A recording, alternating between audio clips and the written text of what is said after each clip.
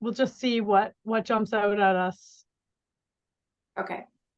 And I'll cut that part into a little clip, and I'll put that clip by itself on YouTube. Yeah. And then link I just have a big message saying this is being recorded, but I don't care. Oh, got it. I think you just have to say got it. Yeah. Yeah. Couldn't see it. Okay. Deep breath. Yeah. Ah. Hi, Nikki. Oh, hi. Nice to talk to you. I haven't talked to you in a while. Nidra's coming up. Nidra is coming up. I'm so excited. So excited too. I was just thinking, I got an email saying, come and learn this wonderful relaxation medium, or whatever the wording was. And my initial thought was like, it's so much more than relaxation. So much more. Well, what is it? Tell us, what is it? I don't know. For me, I have wanted to have a meditation practice. I've been committed. I sit down on my cushion, my back hurts, my hip hurts, my mind does whatever it does. So that's on the one side. And then I discovered Yoga Nidra, which is a form of meditation, but we take all of the steps to relax the body first and to find the breath. And I find now with consistent practice, I can hit that meditation state in like a couple of minutes, which I've never been able to achieve on my own on the cushion. So it's amazing. I remember that we had this conversation in Costa Rica, that was one of your goals, was meditation. So when you say that, do you mean that you can hit that meditation point in your Nidra practice, or has it contributed to your on the cushion meditation practice as well? I would say both. I think I'm still, it depends. Like I went on a meditation retreat. Oh yeah. And if I meditate for 4 hours a day, then I can get to meditation. You can nail it. In real life, though, when I sit on my cushion in the mall, there's my dog barking in the background. I can't hear it. So on the cushion now, yeah, it translates. But my go-to, if I've got a lot of stress in my body, if I have a lot of stress in my mind, my go-to is to put on a Nidra. Same. I mean, you know my story. Do you know my Nidra story? Should I tell it again? Yeah. Stop barking. For the benefit of the viewers. I can't hear anything, so don't worry. My Nidra story is that I got a parasite in Southeast Asia 4 or 5 years ago. Feels like forever. And it was a huge part of my healing process. I mean, I already knew about Nidra. I had done the training, I had taught it, I had incorporated it into my classes, but it seemed like something delicious that you did in a yoga class or in a formal setting. I mean, I remember having some super profound experiences over the years, probably over the last 15 years, but always in like actual settings, right? Which it must be emphasized that you are going to provide for people in the training. So they will have those earth-moving, mind-blowing experiences that I had. But I started my own practice at home, and I have a daily practice, and I can't even imagine life without it now. Yeah. And I'm so looking forward to taking your training.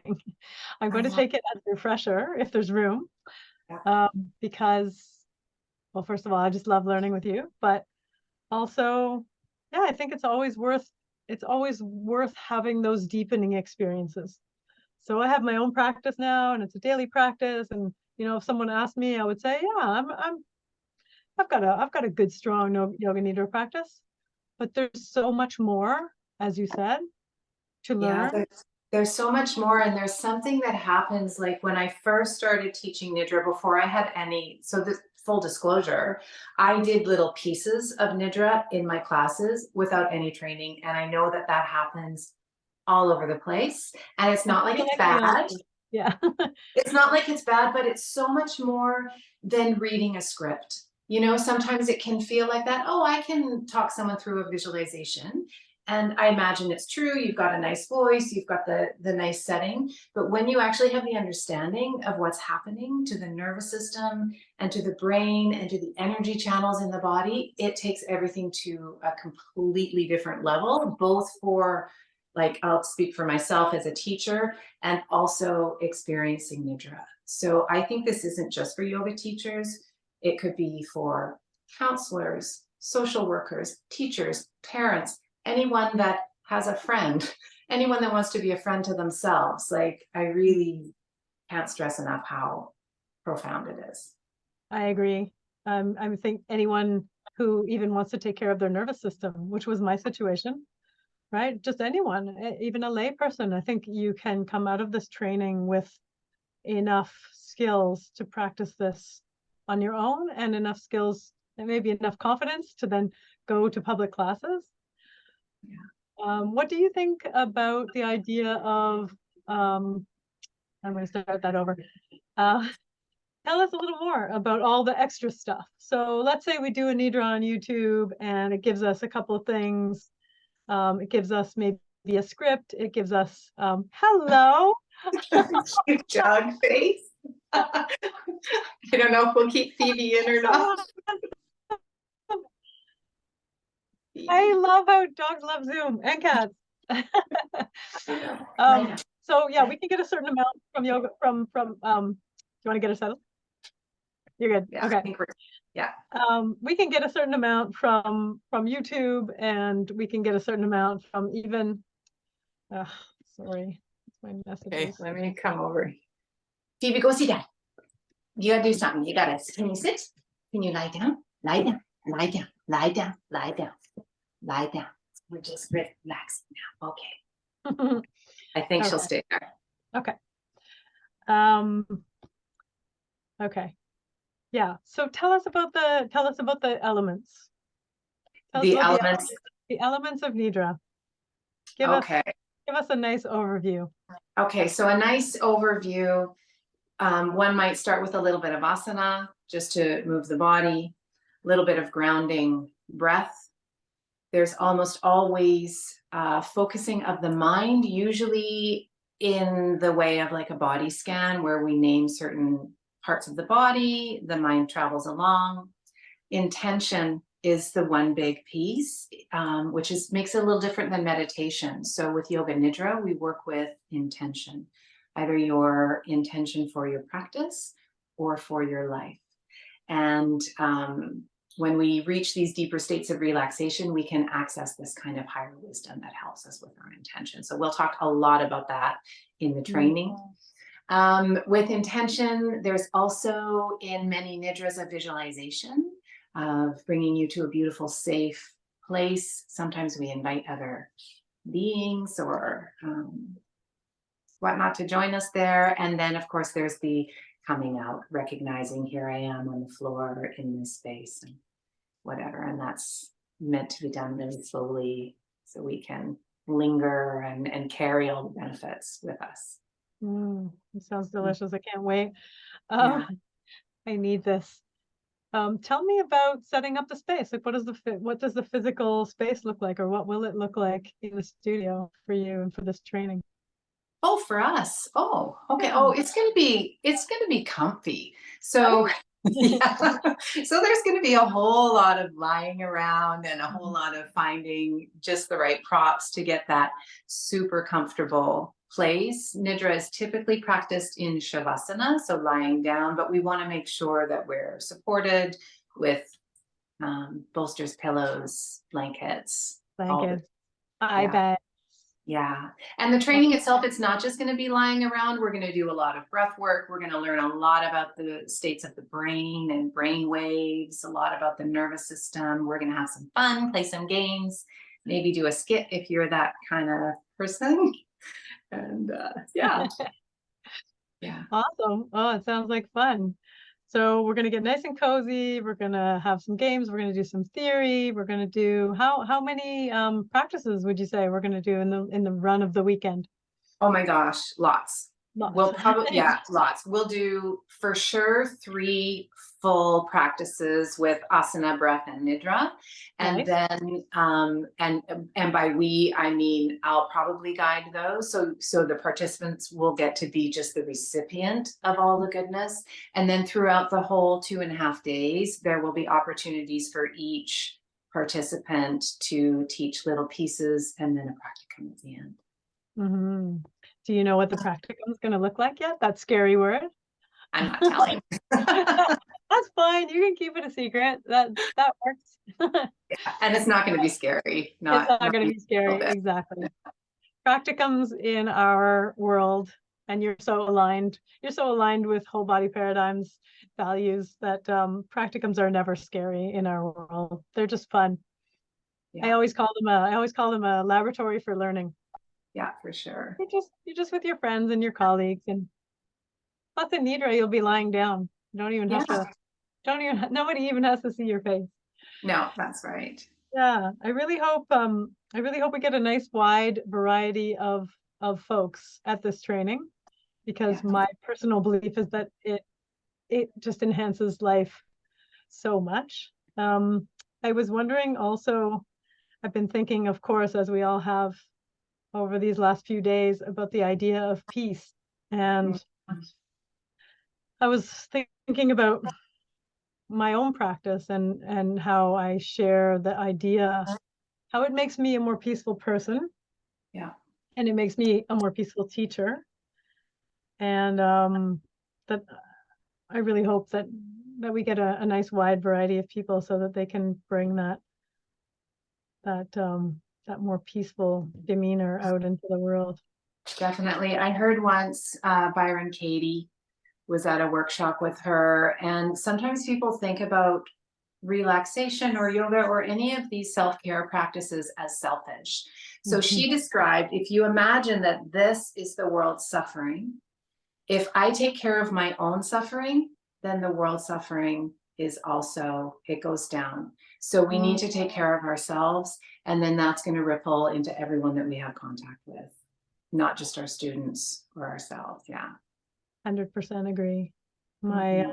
My husband Eric, have you ever met him? You still not met him? All the time. Anyway, he's Jewish, and so he's in Costa Rica by himself now, and he's really feeling very, very helpless. And we've had a lot of conversations about what to do. What is our responsibility in terms of mental health safeguarding? Because you can feel so helpless in these times. And I really feel Yeah. like he also has a Nidra practice. He won't practice yoga, but he has a daily Nidra practice, which he Amazing. initially called naps. And they have morphed into what he now calls real Nidra. So every now and then he'll sort of get up after we do a Nidra together, and he'll say, I think I just did a real Nidra. I didn't fall asleep. Oh. Oh, I love it. Cute. Yeah. Yeah. Well, I love your suffering example, and let's get in there and reduce the world's suffering Yeah, as well as our own. Do you have any final thoughts? Anything you'd like to put out there? I don't know. There's just I don't know. I think I'm tapped out. Like yeah, I'm speechless. Yeah. Yeah, I It's hear you. just so good and so important. Good. I know, and so important. And I really wish that people, I always wish this about yoga as well, but something about Yoga Nidra that people, yoga is the same. People come to it when they're at their wits' end, at the end of the rope. They get sent there by their doctor because they have cardiovascular disease, right? Yeah. And like, I just wish that we could get this out there preemptively. Oh, I know. And I thought of something. One of the things that we'll learn more about the why in the training, but imagine that you can lie down in a completely relaxed state and actually process old trauma, old wounding, physical injuries in the body without actually having to re-experience it or having to do anything. Like, this is how powerful it is when we can tap into that deep meditative state. This healing happens within us, and we don't have to go through the pain of dredging up stories and taking medications. I'm not going to promise that I'm going to get anybody off medications, but you know what I mean? Like, there's power beyond. Well, you know, Hazel, I mean, that's one thing that Hazel does not shy away from. Whenever she comes to a training, she always says, Nikki's restorative training got me off my antidepressants. So I love it when she says that, but of course we can't promise anything. But yeah, I completely agree. It's just it's so powerful, and I feel like it's our mission to get that out there, get that power into the hands of more and more people in more and more environments. One of the people that's coming to this training works in, I think I told you this, she's on the island, which is, it would be really nice for you to connect with her, but her name is Martina. She works in an indigenous school on the island, and I just think, amazing. Right? Like, absolutely amazing. Such an amazing modality that she will come away with. So yeah, it's amazing. And I just spoke to another teacher that was on reserve. I can't remember the name of it, up on the Sunshine Coast, and they brought Nidra to the youth, and they loved it. And she'll be going back to offer it monthly. So that's fabulous. Yeah. Will you be considering in your syllabus different types of classes? Like, will Absolutely. Yeah. So we'll start with the and the name escapes me right now, but we'll start with sort of the original Yoga Nidra, like the traditional, this is how it goes and this is how it's been. And then there's been a lot of influential people that have gone and taken it. So Richard Miller for I Rest, he came up with. Has the whole with working with the energy body. We've got Yoga Nidra for children. So there's lots of different approaches that we'll learn. It doesn't have to be a cookie cutter. It doesn't have to be just for adults. That's interesting. That would be really interesting to actually talk to Katie about in kids yoga. I don't know if you ever have, but she's our kids yoga teacher. And it doesn't have to be, someone doesn't have to think, oh, well, I'm never going to teach a 45-minute Yoga Nidra class. It doesn't matter. You can take 5 minutes. You can take one breathing practice, one relaxation practice, and create your own. So it's definitely nice to have the whole suite available to you. And then regardless of your circumstances in life, you'll be able to share the work in meaningful ways. Yeah, that's perfect. I just wanted to mention also on here that Tanya will be teaching Introduction to Nidra in our 200-hour coming up. So if any of our 200-hour students are watching this video, this is Tanya. I'm sure they've already looked on the website and seen you, but they're a great group of students. So you'll have a lot of fun. Nice. Okay, thanks for the chat. This has been great. And I'll see what I can do with the video.